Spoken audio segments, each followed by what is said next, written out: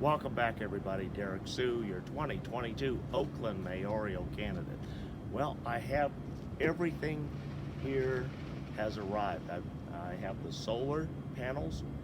I also have a source to heat water by solar. And so I'm going to open this up.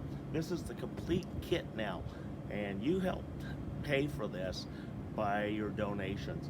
This is also going to be pumping the water right here in the shower. We're going to be doing a time-lapse video this weekend of its construction. I'm going to be picking up all the materials either Thursday or Friday. We're going to assemble on Saturday, possibly Sunday. We'll finish it up, and then we're going to waterproof the interior with a waterproof paint, and then have everything ready to go for Monday. And so anyway, you want to join us to watch that construction, because the folks that are coming here are from Cal. There are undergraduate students at the Berkeley campus. So they've come out, they're coming out to volunteer their time and to help with this project. So we want to thank them and welcome them to come on, and they're going to have a lot of fun here. And so anyway, I'm going to open this up, show you what's all in it. What I'm holding here is the one fuse that I have one fuse that disconnects the MPPT controller, and then that way it's not drawing energy when it's not in use. And so anyway, here it is, all opened up.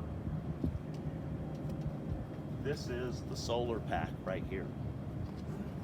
So I'm going to put the fuse back in. You'll see the screen light up.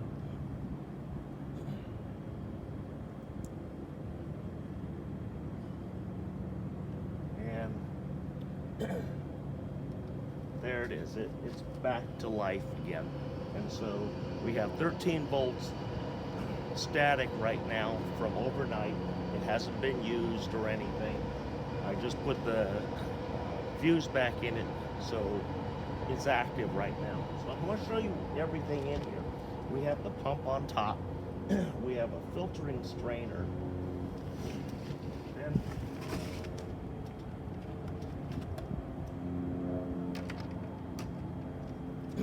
we have the suction tube. But this isn't just any ordinary. This also works as a secondary pump. So if you have to draw water from a source very far away, simply removing that cap, and that helps preload that pump. It shouldn't have to, but in case you have to make a long run where you've changed out the suction hose here to a much longer length to get to the water source, the continuous water source, then that's what that is for.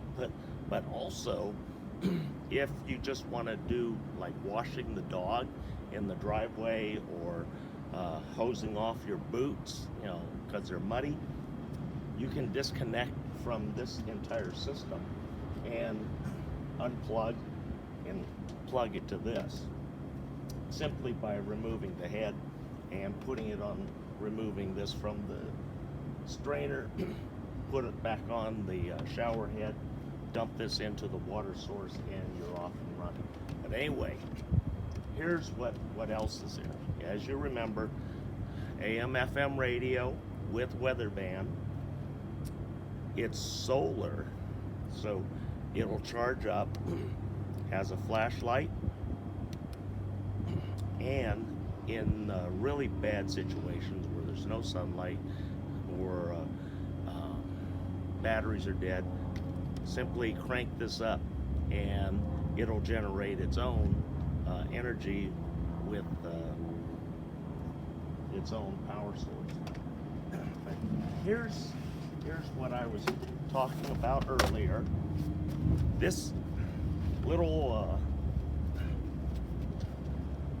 area helps create the hot water, solar hot water.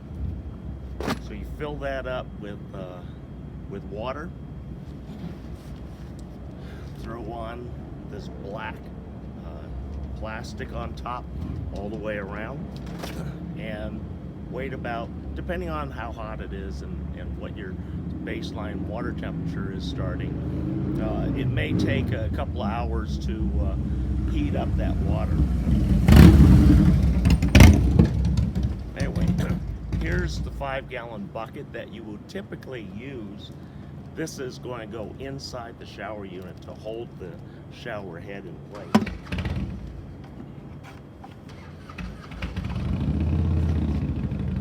And this is the solar panel. So I'm going to be right back.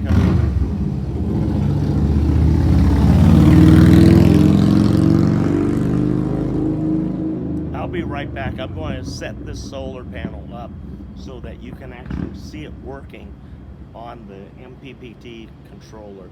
So I'm just going to go, we'll be right back. Okay, while we were gone, I set up the solar panels right here on the wall. I'm about to plug this in. Right here on the screen right now, it's showing 12.9 volts. So I put a little plug on the side, a waterproof plug. Then all I have to do is just push it in, simple as that. And now the voltage just jumped to 14.7 volts. So we know that the solar panel is working. What's nice about this, comes with an accessories kit too, to charge your cell phones. Doesn't matter what kind of phone you have. Charges the little battery packs. Any 5-volt appliance can be operated on here by solar.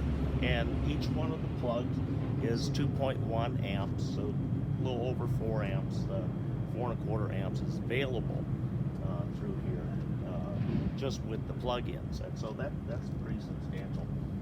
There's enough line so that you can get the solar panels into a position where there's plenty of sunlight to accomplish what you need.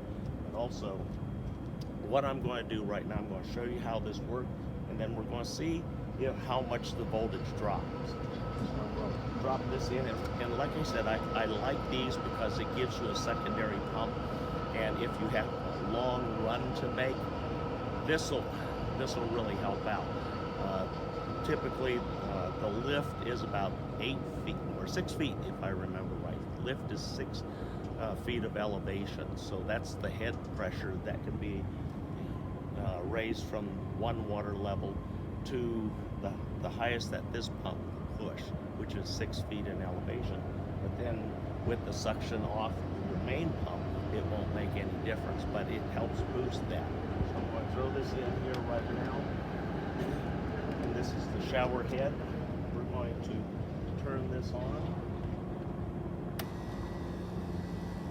It's got to pump through. And so now we got it pumping through. And you see the flow. So I'm just going to put that in. And the voltage has dropped a little bit, 14.5. So that would be normal. A slight voltage drop, a 0.2 voltage drop. It's dropping slowly right now. The sun's not in the best position for the solar panels, and I just kind of set it flat when there's a pretty good angle with the sun right now. But anyway, it works, and it's back up. It's still at 14 volts, so the power coming off the solar is more than sufficient to power the pump and also the MPPT controller, and still put a charge on the battery.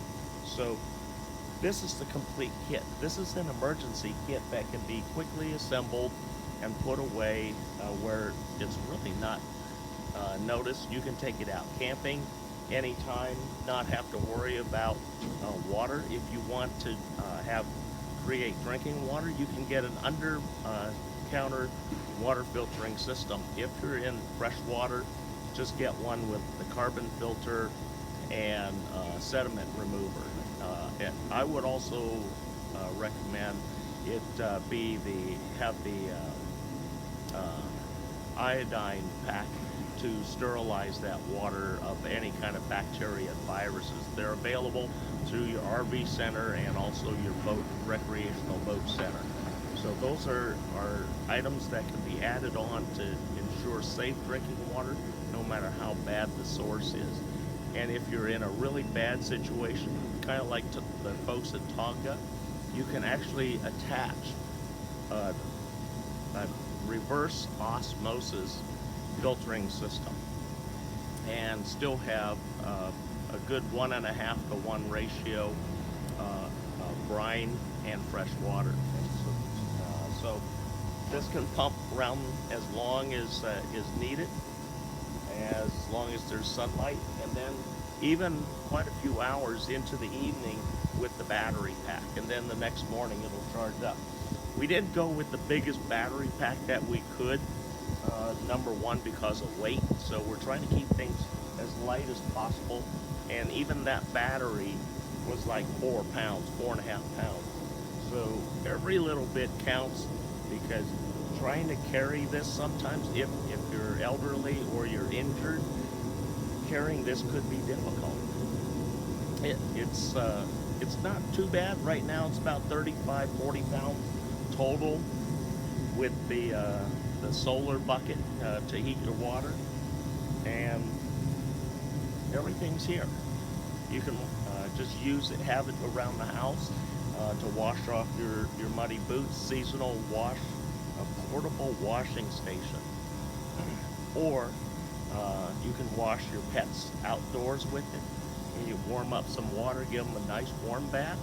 If it's a small dog, even that little pool, the solar pool here, will even be big enough for small dogs, up to about 25 pounds, and very manageable. And you can even just throw the smaller portion of the pump into there and then have an ongoing water source while you're washing the dog. So there's a lot of good uses for this. And again, like I said, I'm going to re-enter this in the innovation contest, which comes up in October. And so we're going to try it again. We made the suggested improvements. Last time when we went in, I didn't expect it to do really well. It was quickly thrown together. It wasn't refined like this one, but it's interesting. The grand prize, top prize, is monetary, typically between about $1 million. But here's the great part.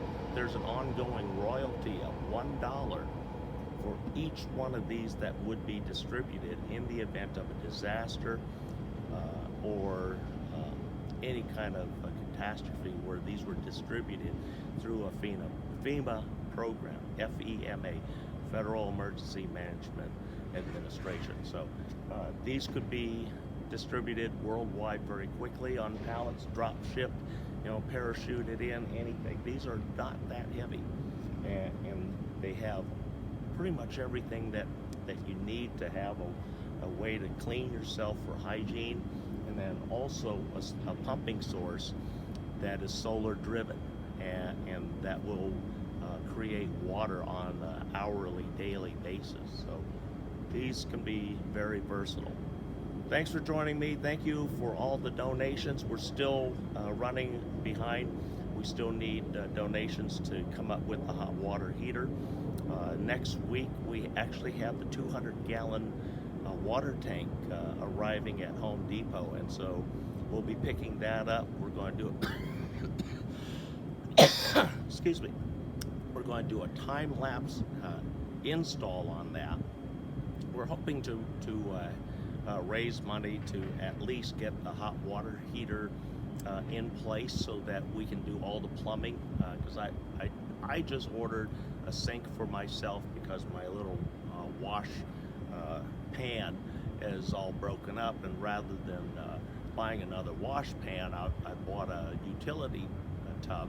And this also will be tied to the hot water source. And what will be nice for the future, we have solar powering an electric 4-gallon water heater, and then I can just take this bucket right here, put it into the sink, and just simply turn on the water like you would in your home to fill this bucket for the folks that are going to be using the shower, because the shower will be up this weekend by the end of the day, Sunday. Paint should dry by Monday, and we'll be testing it out Monday. So stay tuned. This is going to be a lot of fun.